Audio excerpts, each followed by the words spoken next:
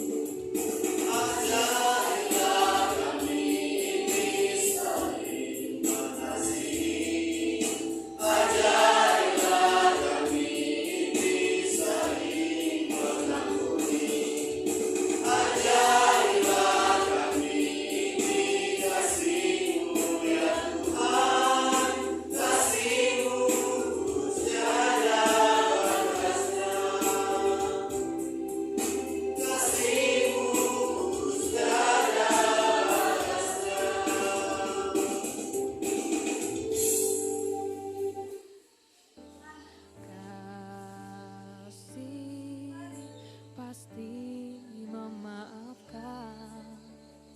Kasih pasti murah hati. Kasih-Mu, kasih-Mu Tuhan. Ajarilah kami ini saling mengasihi. Oke, silakan duduk. Hari ini kita akan belajar tentang pendidikan agama Kristen kita, dan menjadi topik pembahasan kita adalah cinta kasih, kesetiaan, dan kesediaan untuk berkorban. Ini akan menjadi materi kita. Tetapi sebelum kita masuk ke dalam materi kita, Bapak pastikan dulu kamu sudah siap belajar, dan Bapak absensi dulu ya kehadirannya. Anak Kasni Nesti, ya, Andika Acap, hadir. Cinta, hadir. Emilia, Ejo, hadir. Heri,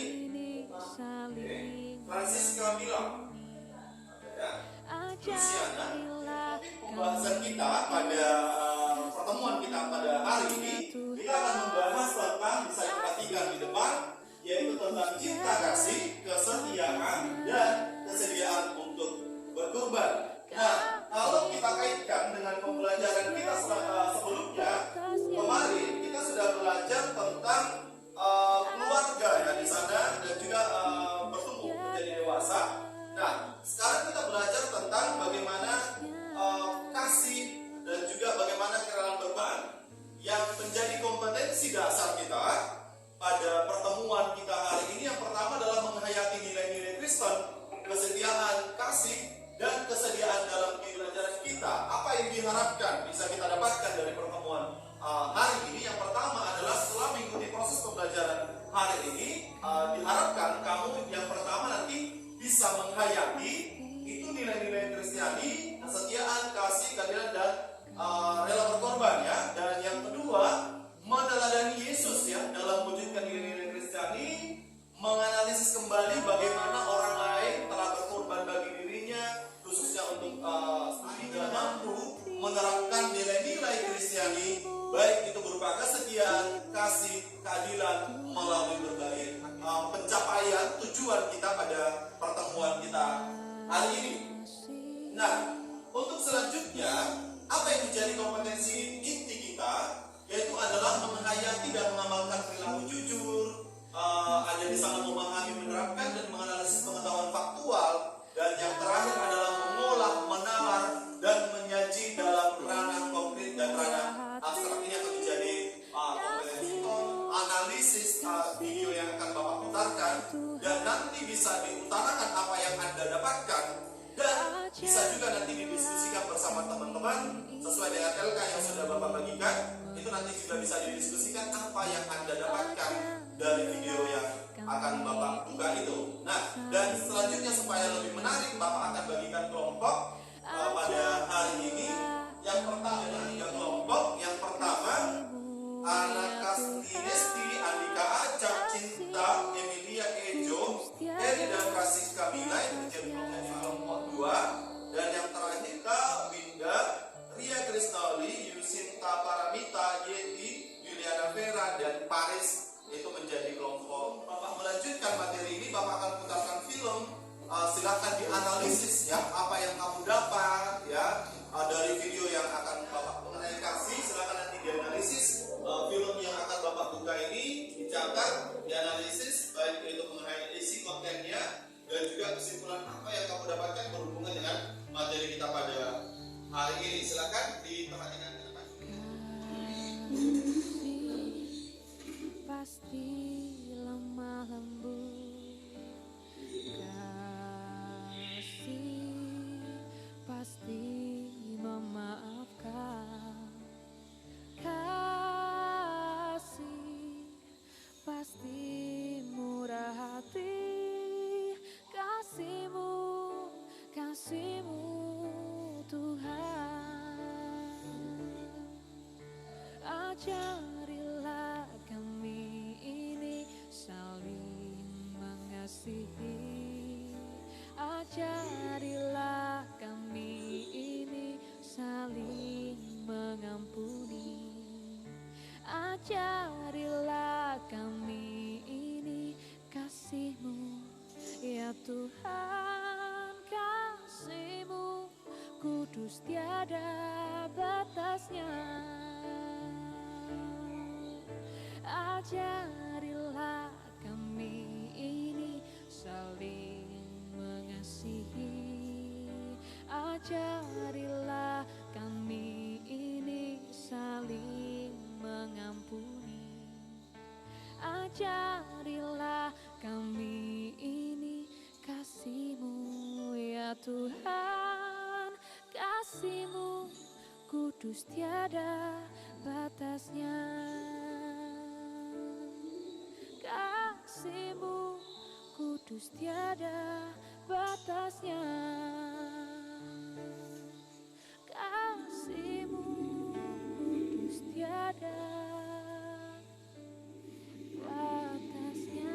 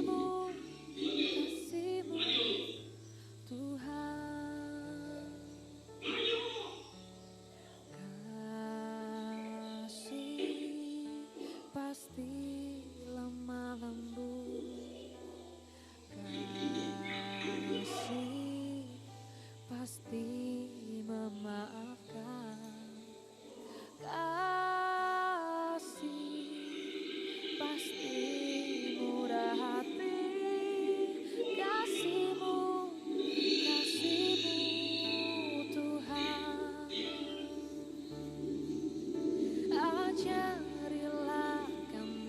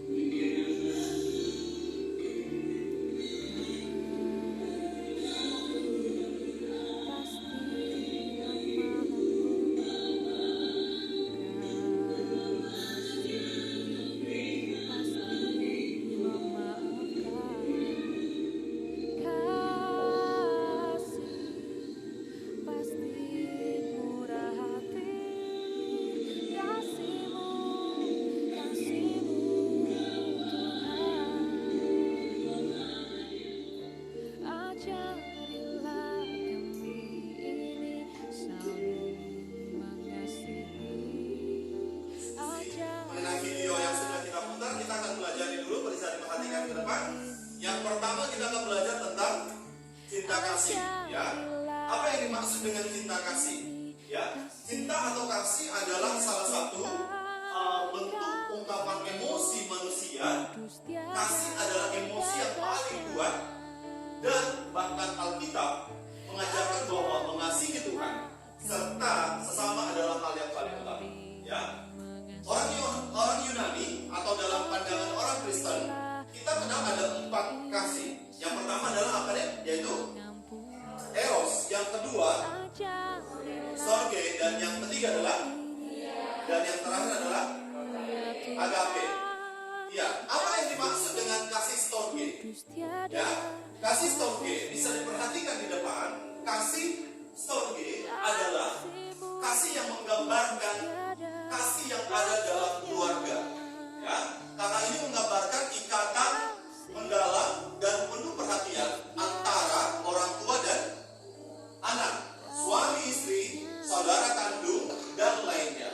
Nah, kebalikan dari storge ada namanya adalah astorgos, yang berarti tanpa kasih sayang. Kita bisa melihatnya di Roma 1 ayat 31. Paulus telah mengingatkan ya kepada kita bahwa di akhir zaman orang akan menjadi sangat egois, ya, sampai mereka tidak mempunyai rasa cinta untuk keluarganya sendiri. Atau bisa nanti kamu baca di 2 Timotius 3 ayat 2 sampai 3. Dan yang berikutnya, yang kedua adalah kasih filia atau filio. Ya. Kasih ini menggambarkan kasih persaudaraan atau juga kasih persahabatan yang melebihi ikatan keluarga. Ya, dalam arti kita harus mengasihi sesama, teman, sahabat, seolah-olah mereka adalah keluarga kita. Kasih filia ini tergambar dalam kisah Alkitab, yaitu tentang cerita Lazarus yang bangkit dari kematian, yaitu Yohanes 11 ayat 33 sampai 35. Dan yang ketiga adalah kasih eros, ya.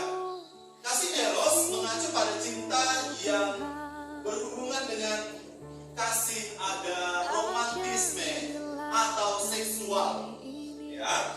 Jadi kasih ini adalah hadiah Tuhan kepada pasangan yang sudah menikah. Jadi yang belum menikah, sekali lagi, ya, kasih ini jangan diperankan, ya. Jadi kasih eros ini adalah kasih yang untuk pasangan yang sudah menikah, sehingga bisa mengungkapkan cinta atau dengan yang lain. Cinta ini memang tidak muncul di Alkitab, tapi di kitab Kitab Agung kita bisa melihat cinta yang penuh gairah yang dimiliki oleh suami istri, sempurna, penuh pengorbanan dan tanpa syarat. Agape menggambarkan kasih Allah, atau dalam kita bisa lihat adalah 1 Korintus 13 ayat 4 sampai 8. Agape adalah kasih yang sempurna. Tuhan Yesus mewujudkan kasih ini dengan mengorbankan dirinya untuk menebus umat manusia. Selanjutnya di sana mengasihi orang lain. Ya, bisa diperhatikan ke depan. Mengasihi orang lain. Mengapa saya harus mengasihi orang lain jika mereka tidak menghargai saya? Ngapain saya orang mengasihi orang yang tidak mencintai saya, tidak mengasihi saya? Atau mengapa saya harus mengasihi mereka dan membiarkan diri tersakiti? Ya. Namun itu mungkin secara pribadi muncul dari hati kita, ya.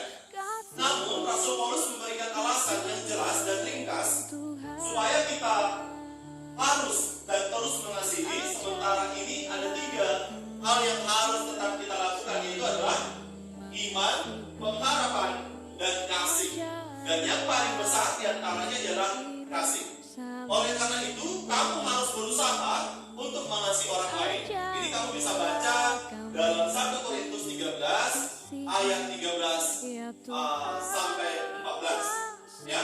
Dan selanjutnya kita akan melihat di sana yang akan menjadi pembahasan kita adalah untuk mengasihi orang lain.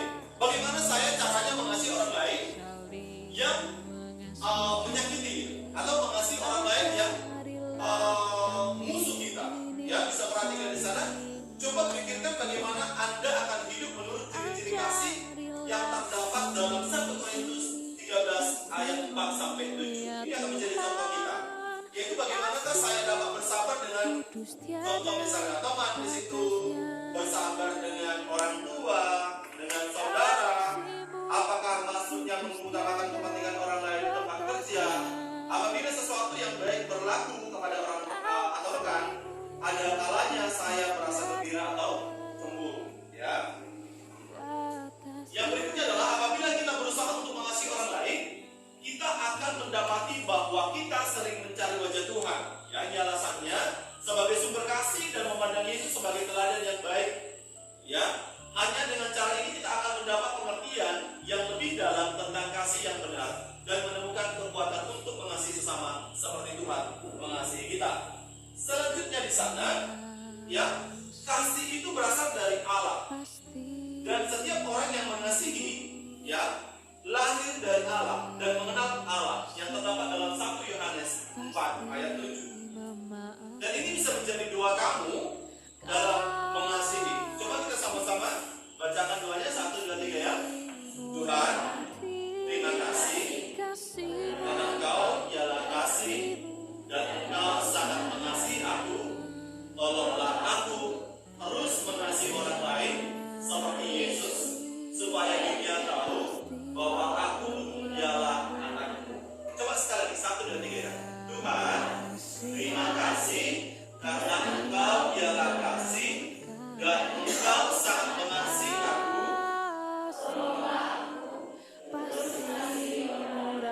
Seperti Yesus, supaya dunia tahu bahwa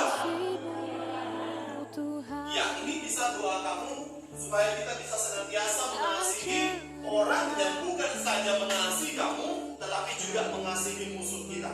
Karena Alkitab mengajarkan kita bukan cuma sekedar mengasihi teman atau sahabat, tetapi bahkan juga kasihilah musuh. Luar biasa pengajaran Alkitab kita. Nah, selanjutnya yang menjadi pembahasan kita yang kedua adalah mengenai pengorbanan. Dan yang akan menjadi nas Alkitab kita di sana terambil dari Roma 3 ayat 23 sampai 24. Kita coba baca sama-sama 1, 2, 3 ya. Karena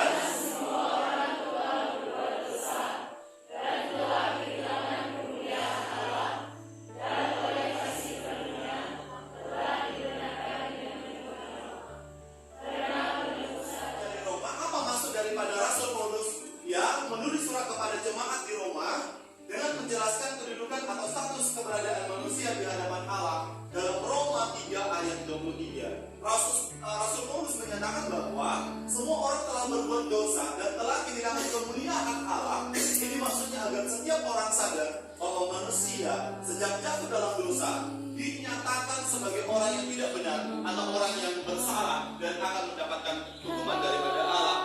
Nah, selanjutnya di sana adalah Rasul Paulus mengajarkan atau menjabarkan bagaimana manusia itu mendapatkan keselamatan. Dalam Roma 3 ayat 24, Rasul Paulus menjelaskan bahwa keselamatan itu diperoleh bukan oleh usaha manusia, melainkan oleh kasih karunia melalui iman kepada pengorbanan Tuhan Yesus Kristus. Jadi yang menyelamatkan kita adalah kasih karunia daripada kasih Kristus itu sendiri. Dan selanjutnya, perhatikan di sana, pengorbanan merupakan suatu pemberian yang didasarkan atas kesadaran moral yang tulus, ikhlas tanpa pamrih dan tanpa ada perjanjian. Ya, pengorbanan merupakan akibat dari sebuah pengabdian. Pengorbanan didasarkan atas kasih Allah kepada manusia. Itu yang terangkum dari Yohanes 3 ayat 16. Selanjutnya, Rasul Paulus menjelaskan bahwa pengorbanan sebagaimana dimaksud ya adalah suatu penderitaan yang dilakukan oleh Yesus Kristus sampai kematiannya di kayu salib ya, karena menanggung dosa-dosa dunia yang didasarkan pada kasih Allah kepada manusia. Selanjutnya pada ayat 24, Rasul Paulus menjelaskan tentang dampak dari sebuah pengorbanan. Apa yang menjadi dampak dari pengorbanan? Pengorbanan Tuhan Yesus bukanlah suatu perbuatan yang sia-sia, ya, melainkan berdampak terjadinya perubahan status dalam kehidupan manusia, yaitu manusia yang tidak benar atau bersalah telah dibenarkan melalui iman kepada penebusan Tuhan Yesus di kayu salib.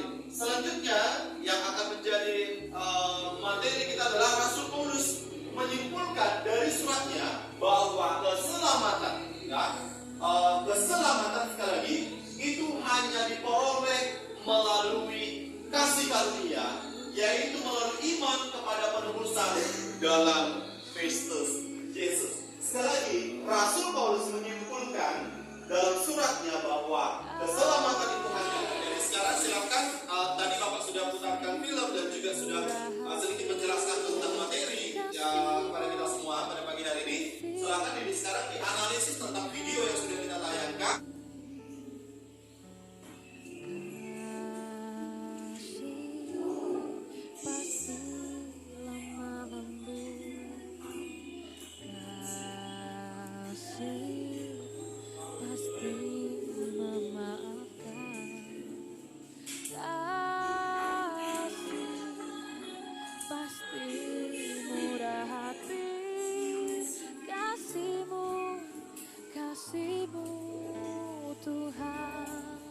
Ya, silakan didiskusikan ya sama teman-teman ya. Ajarilah kami ini saling mengasihi. Nanti Bapak minta satu orang membacakan satu per kelompoknya ya. Jadi hasil diskusi apa yang Anda temukan di film itu, dan silakan dibacakan di bangkunya saja nanti ya. Baru bisa kita diskusikan bersama-sama. Tuhan, kasih-Mu kudus tiada batasnya.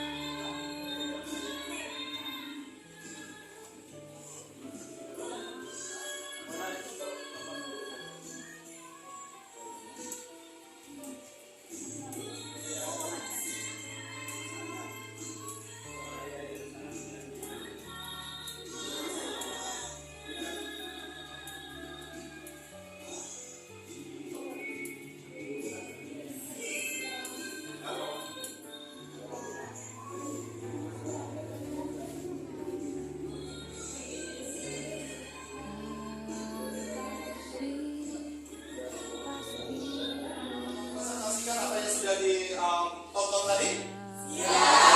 Saya minta satu orang yang perwakilan dari kelompok satu, silakan apa yang Anda analisis dari apa yang Anda tonton tadi bersama diskusi bersama teman-teman. Silakan, siapa satu orang?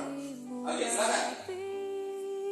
Kasih-Mu, kasih-Mu Tuhan.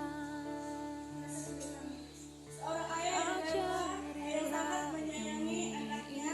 Dia selalu membuat anaknya bahagia. Ayahnya bekerja sebagai Ajarilah kami pada saat ayahnya menaikkan tetapi hal yang tidak dia inginkan akhirnya terjadi. Ajarilah kami kasih-Mu, ya Tuhan,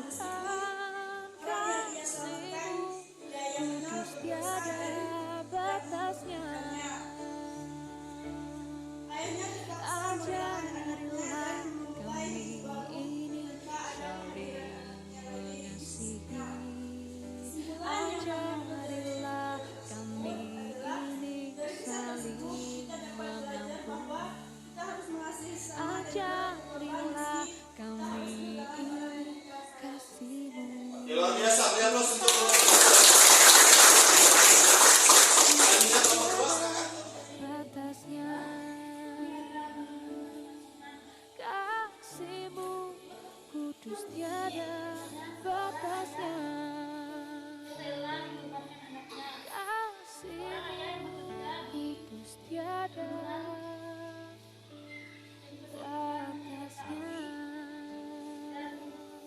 pada suatu dia meninggalkan anaknya dan pas tiba-tiba waktu kereta api itu muncul dan apa yang tidak diinginkan bahkan terjadi dan bahkan seorang anak berteriak memanggil ayahnya karena dia melihat kereta api yang Pasti lemah lalu lembut, ayah itu sedang sibuk kasih dan anaknya pun pasti rela memaafkan. mematikan Kasih pasti murah hati, kasih-Mu kasih kasih-Mu kereta api. Tuhan, Sampai anak itu jatuh dan kasih pasti lemah lembut,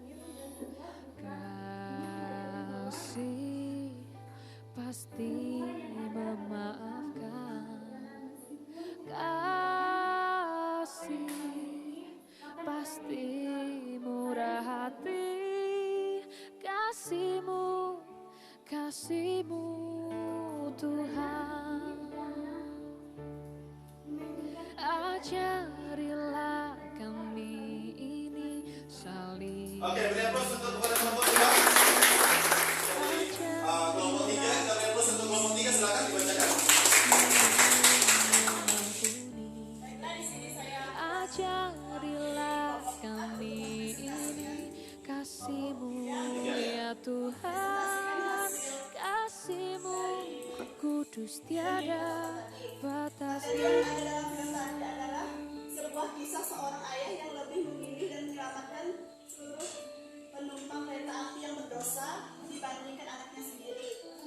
Di sini kami semua mendapatkan kesimpulan dalam film tersebut adalah sebuah penghayatan hikmah tentang Allah yang mengorbankan anaknya Tuhan Yesus demi keselamatan seluruh umat manusia yang berdosa.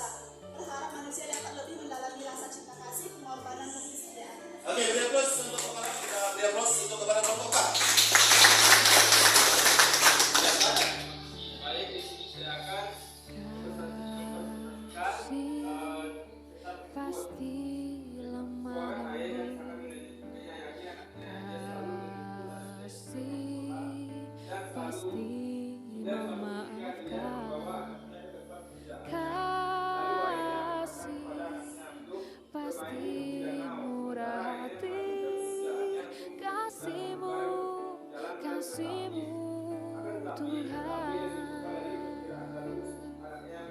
Ajarilah kami ini saling mengasihi, ajarilah kami ini saling mengampuni, ajarilah kami ini kasih-Mu ya Tuhan, kasih-Mu kudus tiada batasnya.